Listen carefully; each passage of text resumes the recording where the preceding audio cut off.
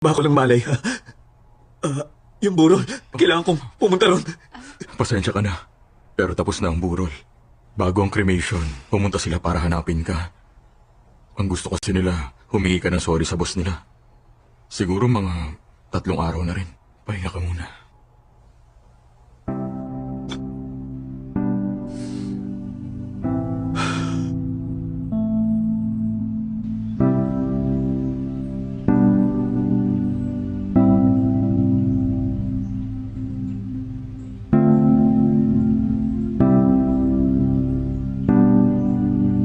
Bostok pa. Di kita makakalimutan.